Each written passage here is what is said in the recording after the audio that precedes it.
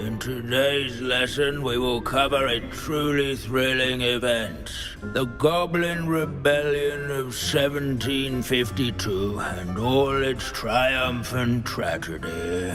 But more specifically, we will address the devastating effects it had on the wizard milling industry. Throughout the many goblin battles, countless wizard cloaks were lost. Actually, we do know the number. 632. But history occurs outside the classroom. And look, it's time for my constitutional. One can practically osmose the history flowing through Hogwarts. I think the professor wants us to follow him. And now for a stroll to the bell tower entrance hall. Along with the rest of the castle, it was completed in the late early Middle Ages. The hall and the bell towers that loom above it contain myriad interesting artifacts.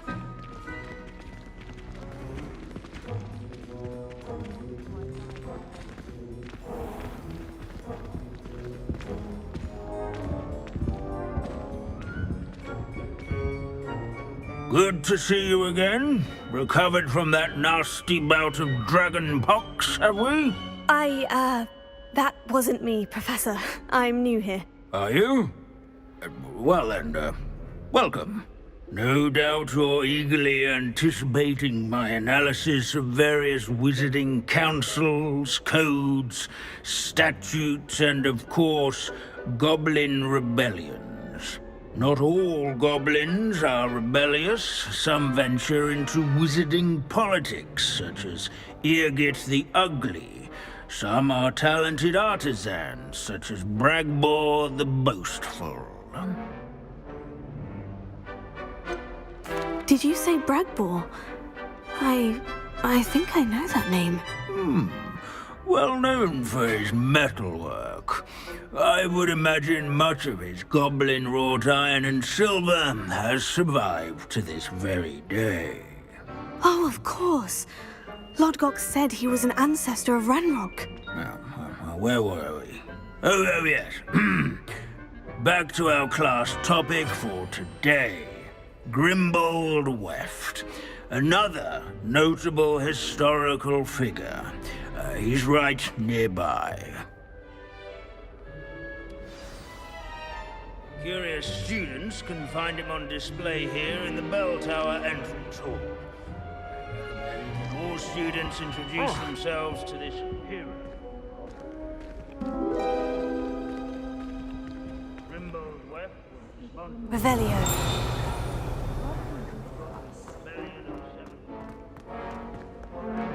This is a centuries-old likeness of Pangadon. Confringo! Revelio.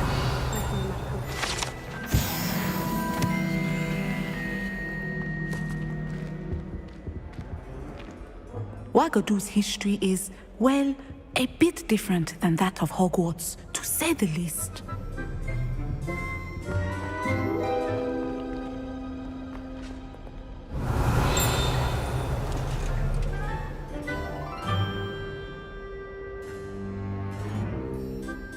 Let's see. Grimbold Weft. I do so enjoy old stories. I'm sure he's around here somewhere. Revelio.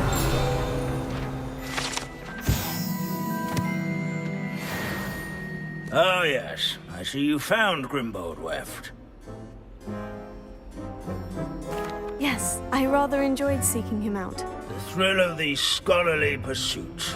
I know the feeling quite well. Now, let's turn our attention to the agreeability and general good nature of Sir Aphbuttle. He's also nearby. See what you can learn from him for your next assignment. Standing in eternal but symbolic watch over the bell tower is a retinue of loyal knights. Revelio. Rather, statues of knights, I should clarify. Keen-eyed students will spot the statue of Sir Halfpuddle of the cheerful countenance nestled among the ranks. Sir Scagglethorpe. These bits of broom are all that's left of a witch called Celine Wartnaby. Rumour has it, she was demonstrating her experimental lunar apparition charm. She was never seen again. If you fail history of magic, you're doomed to repeat it. The class, that is. Demeanor was celebrated by old friends and newcomers alike. Abandoning class to wander the halls is in keeping with Professor Binns' manner of teaching. The Hogwarts founders could never have achieved such architectural magic. At least we're out of the classroom.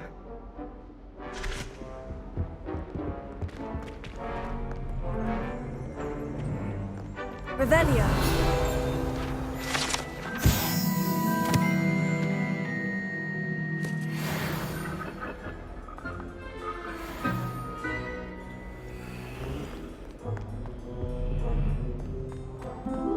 In all the centuries that Hogwarts has...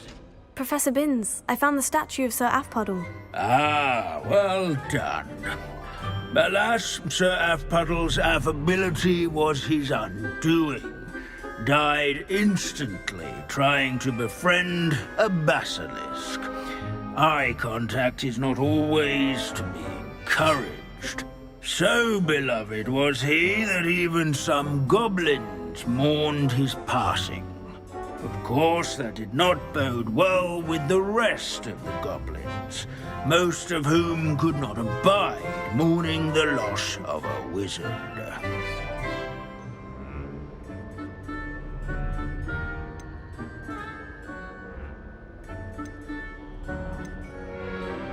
Goblins and wizard kind will never trust each other.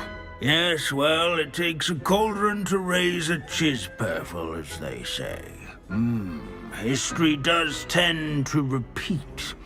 It is a series of patterns, a thought both comforting and disconcerting.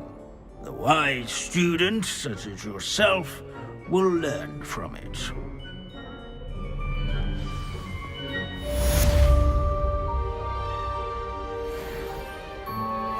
History is written by those who do their schoolwork, so they say. Or at least, I like to say that. Looks like we've all gone on another one of Binns' wild goose chases. How can we do so much and accomplish so little?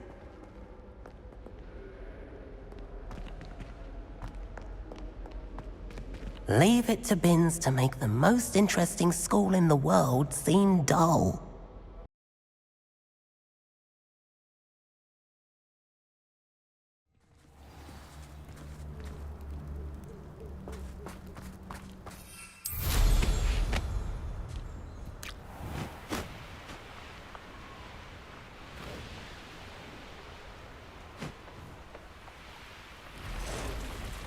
I can do this. I can do this. They will want to help.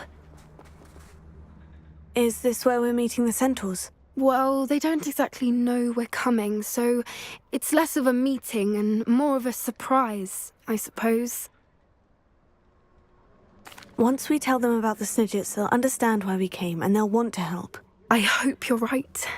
Perhaps they'll be able to tell that we're sincere. There's something about them that's so knowing. It's almost unnerving. I suppose they are known for having an air of omniscience. That's exactly the right word. Never mind. What is it? It's nothing, truly. We've no secrets to hide. Speaking of secrets, I do want to tell you why Victor Rookwood's after me. He's working with Ranrock, and Ranrock's after something I found at Gringotts. Fig had a portkey that led us there after the dragon attack. It's a bit of a long story, and Fig asked that I not speak of it yet. Goodness. Well, that certainly helps explain a bit about what we saw back at Horntail Hall. Of course, I'll guard your secret as if it were my own. Even the centaurs won't know. We'll simply be honest with them about what we're trying to do.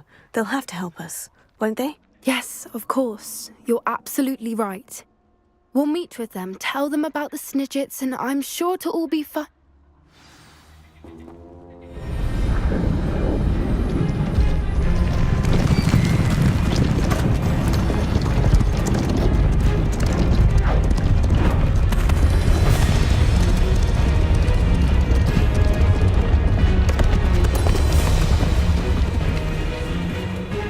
do you think you're doing here, humans? Please! We were hoping to speak with you. Ah! I suppose you'd like a tale for your friends of the time you spoke to a centaur, and it spoke back. No, never. We're here because we need your help. Enough! You made a grave error in judgment in coming here, little witch.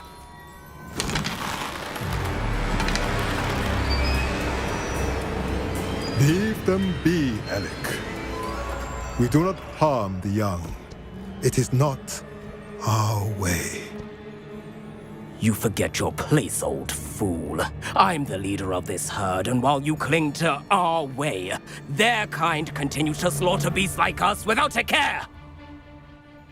From what I can see, they have slaughtered no one. They will leave here unharmed. Mark my words, Doran. If I ever see them again, it will be all 3 of your heads.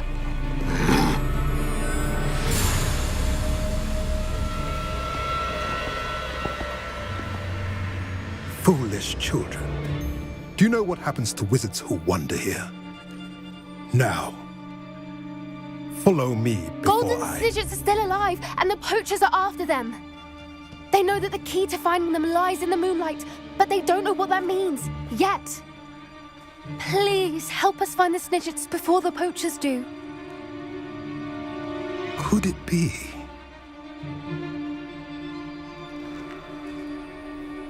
In the south, there is a cave within which lies what the poachers seek. A moonstone. Retrieve it and place it in the henge in the forest. I, on the other hand, must go speak with the herd. Find me after you have done this.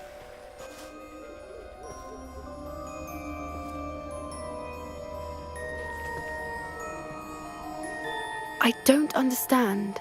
So the moonlight mentioned in the journal doesn't refer to actual moonlight, but to a moonstone. What do moonstones have to do with Snidgets? And why was he so certain about where we could find one?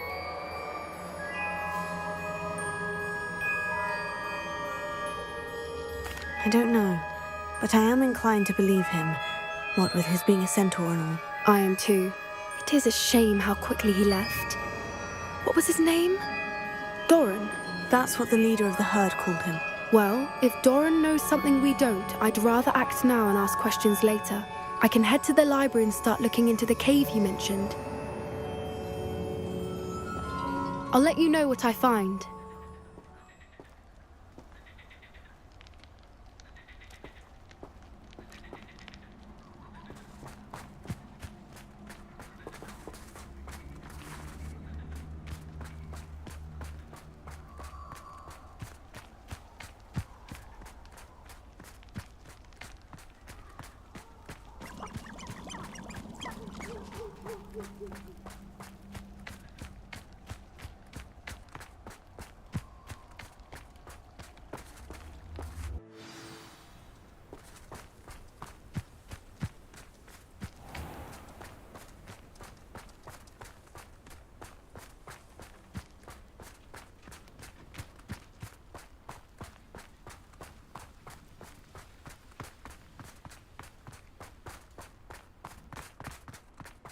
Sebastian, a lost relic from a catacomb which requires a dark sacrifice. I know how it sounds, but if this can help you, it's worth the risk. Does Ominous know about this? He helped find the scriptorium where we discovered Slytherin's spellbook. Very well. If Ominous will be there, I'll meet you. We don't have much time. Solomon wants to leave Feldcroft. What? Leave? Never mind. You need to stall him. Buy us time, Anne. Please. I shall do my best. I'll be in touch. Solomon can't take Anne from Feldcroft. Where would they go? When would I see her? Sebastian. I can't believe my uncle wants to leave Feldcroft. Anne's going to stall him. She must. We need time. Time? For what? I've learned more about the relic. I cross-referenced Slytherin's spellbook with everything in the library on relics and dark sacrifices. That's when I realized something. I believe the relic will only work inside the catacomb. So we have to get Anne to the catacomb and then conduct a sacrifice. Seems risky. It'll be worth the risk. Our biggest hurdle may be convincing Ominous. And we'll only give this a chance if he's on board. And we have to keep all of this from your uncle. If he goes to the headmaster, we could be expelled. Let me handle Ominous this time. As for my uncle, he's not an Auror anymore. What he doesn't know, well, won't hurt us. Do you think your uncle would tell anyone at the ministry about all of this if he found out? If he found out, I doubt he'd go to the ministry. He didn't part ways with them well, from what I understand. He won't say, but I believe his strong aversion to dark magic has something to do with his time there. Anne thinks he once decided to fight fire with fire, so to speak, and resorted to using an unforgivable curse and fight against dark wizards. At least that's what she thought she heard. When he realized what his job had led him to become, he left rather abruptly. So, I'm not sure he'd go to the ministry to report on his own family using dark magic now. Good luck with Ominous, until we meet again. I shall let you know when the four of us should meet at the catacomb. Look for my owl. See you soon.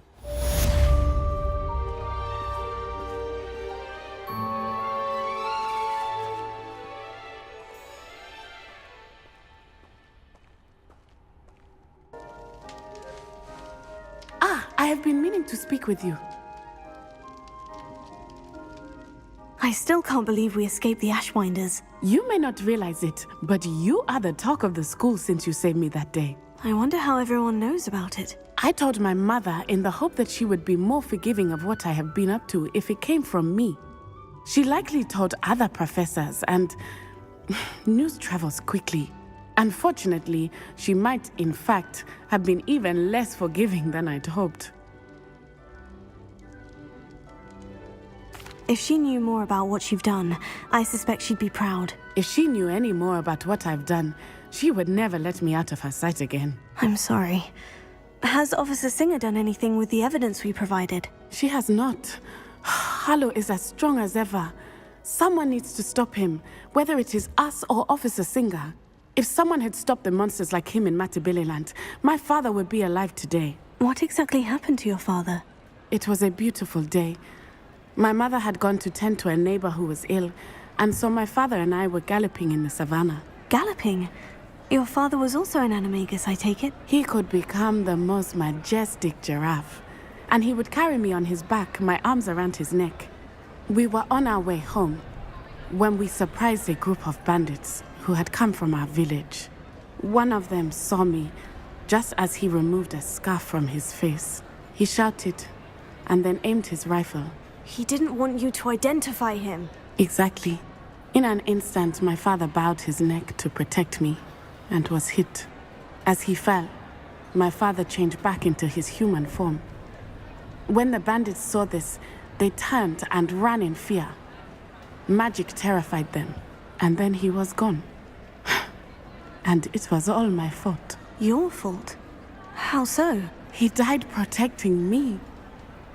If I had been capable of protecting myself, he would still be alive today. My mother and I tried to go on without him, but it became too much for us there. A few years later, we left to come to Scotland.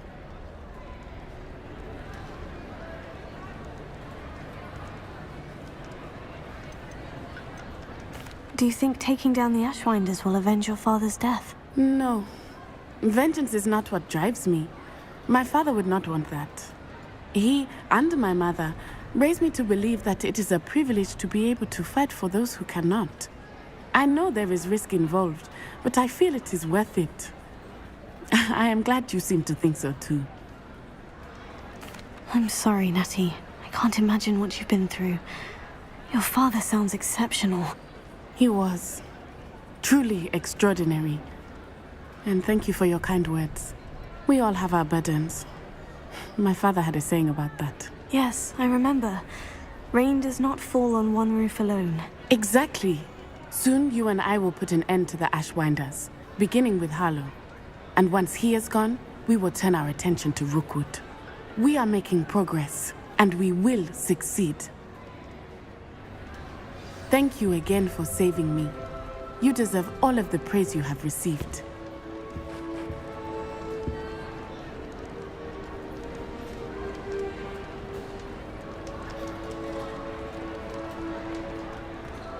Revelio.